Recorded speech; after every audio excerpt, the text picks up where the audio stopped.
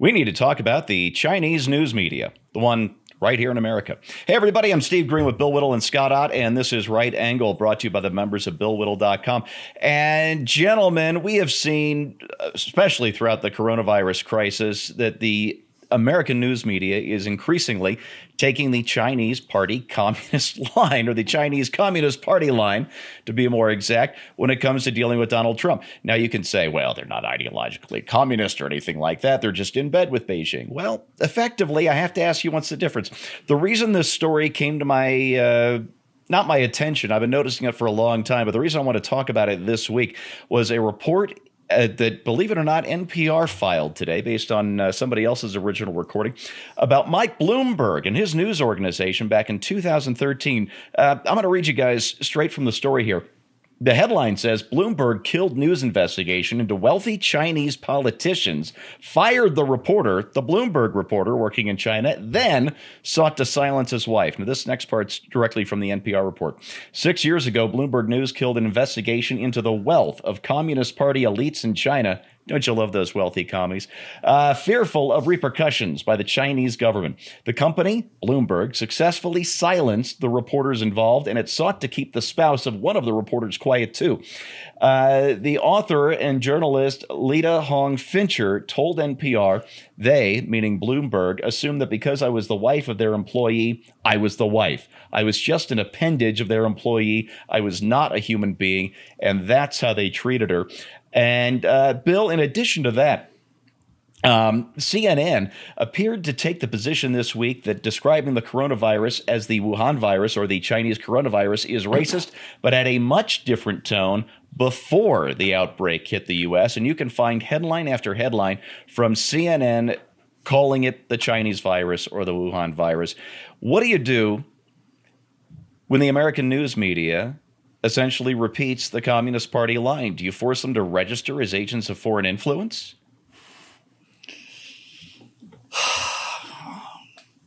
That would require some fundamental honesty on their part, I suppose. Yeah. So that's not going to happen. No, there's no question about it. It's not like they're just on the other side. And what we see with these press conferences is not people asking questions. We see people prosecuting a case, making a case, advancing a position, advancing a story. And there is so much reprehensible out there in this whole thing, Steve. But if you look at the meta argument, the whole Wuhan is, racist thing is probably 2 weeks old now. Yeah. The meta is that, okay, so China had a mistake, and I mean, a wet market, it just came out of the, a bat flew into a seafood market and licked the doorknob, and then somebody else didn't, so now here it is. But what the meta narrative now is that, yes, it started in China, but China handled this brilliantly. They simply shut it down, and in a nation of 1.4 billion people, only 3,000 died. America has screwed up the response. It's our fault that all these people died because of the incompetence of the president. And basically, not only are they trying to get Donald Trump, but it's very clear, I think it's just clear as day, that what they're doing, their major effort by going after Trump on this, what would have happened if we'd answered it 3 weeks earlier? Well, probably would have been better. Aha! It would have been better if we'd answered it 2 years earlier, too. It would have been better if we dealt with it back in 2003 and 2004 when SARS first appeared. But my point is, what all of this does is it shifts the responsibility for these fatalities not just onto the president. That's a bonus as far as they're concerned. It shifts it off of the Chinese who are responsible for this and onto the American response, which is not responsible for this. We didn't create this thing, and we didn't let it out, and we didn't lie about it for 6 weeks, until it was far too late. And we didn't let 20,000 infected people fly out of Wuhan for 6 weeks. And so by concentrating on all the supposed errors that we've made, what they're doing is they're trying to get the people who did it off the hook. And this is exactly what we saw them do back on 9/11, by the way, which was constantly show things like anti-American Muslim reactions, or some guy, said something nasty to a cab driver, or talk about how all we've been doing is traipsing around. It's not their fault that they flew those airplanes into those buildings. It's our fault. We did it. They're not responsible. It's just, it just could have been anybody. And I don't know how a society survives with this. Actually, I just do. I do. I answered my own question. The reason America is still here with a press corps that is an enemy of the people of the United States and has been for 25 or 30 years, the reason we're still here is because of the internet. That's it. We designed the internet to be able to survive a thermonuclear war.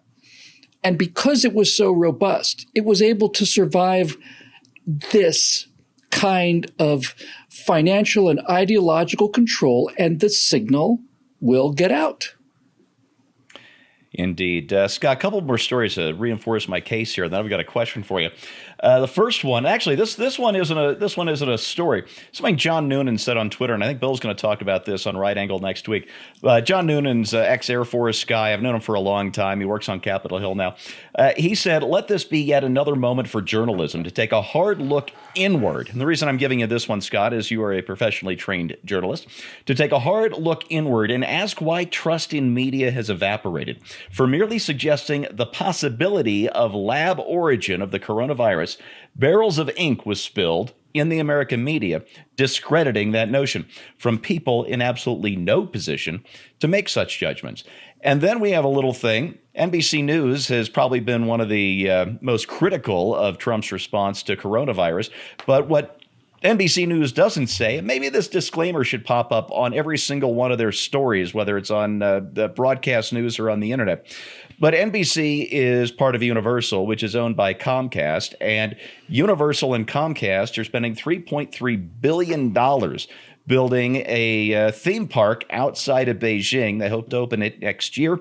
And of course, in order to get that thing open, they need the continued permission of the Chinese Communist Party. Now, it isn't that I expect our media or even want our media to be any nicer to Trump or Republicans or anything like that. What I would desperately like them to do is to be just as hard on Democrats and Chinese communists as they are on Trump. Is that too much to ask? Well, the only journalists that are going to be hard on Chinese communists are those that are part of organizations that have no operations in communist China. When you sell your soul to that agreement where you say, look, we want to operate within the boundaries of this sovereign autocratic nation, then you've got to play by their rules. And that's the deal. You signed up for that.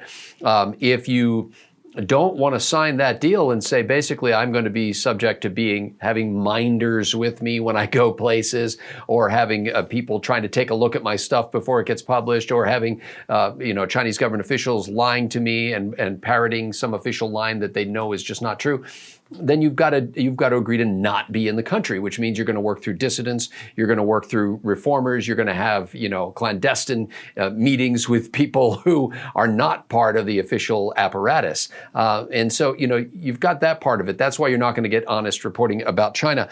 On the other hand, let me interrupt for you. Let me interrupt yes. just a moment, though, because I think you're onto something brilliant here. That's what news organizations used to do in the Soviet Union. And isn't there a huge difference between parroting what you're told in order to get a business license or doing real damn reporting?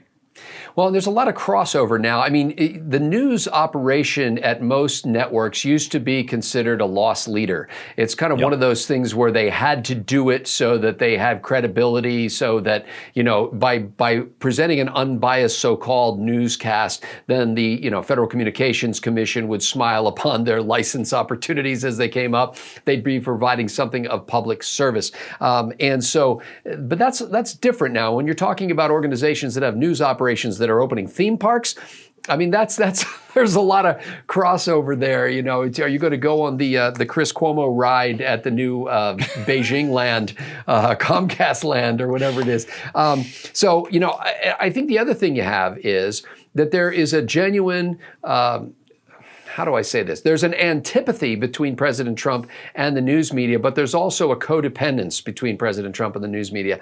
They wouldn't have near the ratings that they have today if it weren't for the fact that President Trump is constantly picking fights with them, and they're picking fights with him.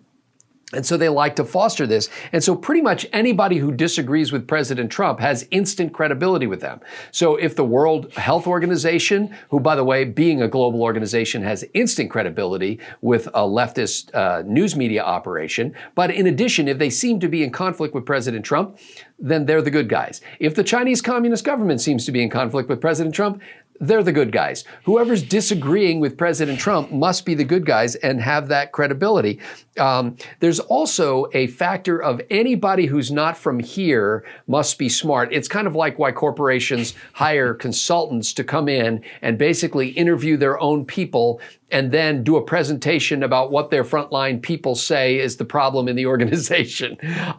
Anybody from outside of here, as the old joke goes in business, from 50 miles away with a briefcase, therefore is an expert. And so when you spend every day in the press room at the White House, you come to believe that those people at the White House are just clowns and they don't know anything. But somebody outside, somebody in China, somebody at the World Health Organization, somebody in Belgium, those people are some kinds of experts. I'm not saying any of this to excuse away the obligation that journalists have to be diligent in exploring all sides of a question and to be fair in presenting that. But I can see how it can get that way. The antagonism that goes on in the White House can make them essentially believe that anybody who disagrees with the President of the United States is prima facie correct.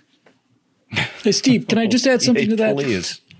Because one of the things the media is showing us is that, number one, they're just not very smart. All of the criticism of hydroxychloroquine, for example, was just them just saying, they have no idea of how it's working. But the thing that Scott said that really rang a bell with me was the idea that relatively dim people who are trying to look smart automatically like the idea that if somebody from outside America says it, it must be true.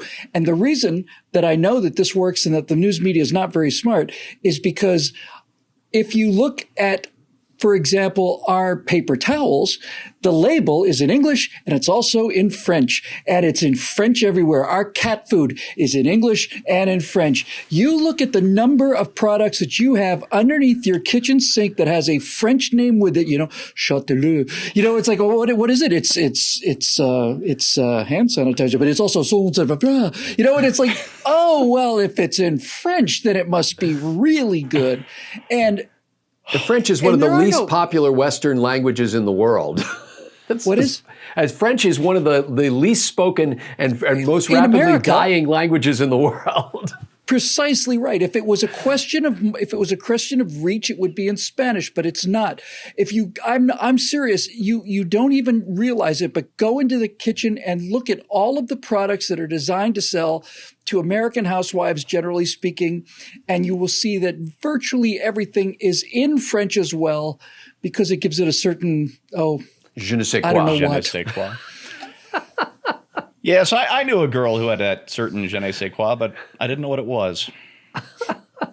It can be treated with antibiotics, though. Sorry, I need to wrap this up. That was brilliant. Okay, what did I want to say? A couple of weeks ago when I was doing one of these shows, I told you that one of the worst geopolitical mistakes ever made, and this is going back on both sides, Democrats, Republicans, conservatives, liberals, libertarians, progressives, all believe from about 1972 on, when Nixon switched our recognition from the Republic of China in Taiwan to the People's Republic of China in Beijing on the mainland, that as China opened up to the world, they would import from us some of this freedom idea, some of this democracy idea, and that as they grew economically more liberal, that they would grow politically more liberal and loosen the chains that the Chinese people on the mainland have been held under since 1949 at least. And boy, did that turn out to be wrong, didn't it? But it's even worse than I told you a couple of weeks ago, because as we are seeing, it isn't just that China is not importing democracy from us. It is that through our own news media, through some of our own major corporations, they are exporting tyranny to this country. And that's got to stop. We got to cut off that particular bit of trade. I'm not sure how, but I'm going to think about it and get back to you on that one. And that is it for this week. Thanks so much for watching. I'm Steve Green with Bill Whittle and Scott Ott. This has been Right Angle, brought to you by the members of BillWhittle.com. Remember, content like this needs sponsors like you, so please click over to BillWhittle.com and join us, won't you? Thanks for watching. We'll see you next time.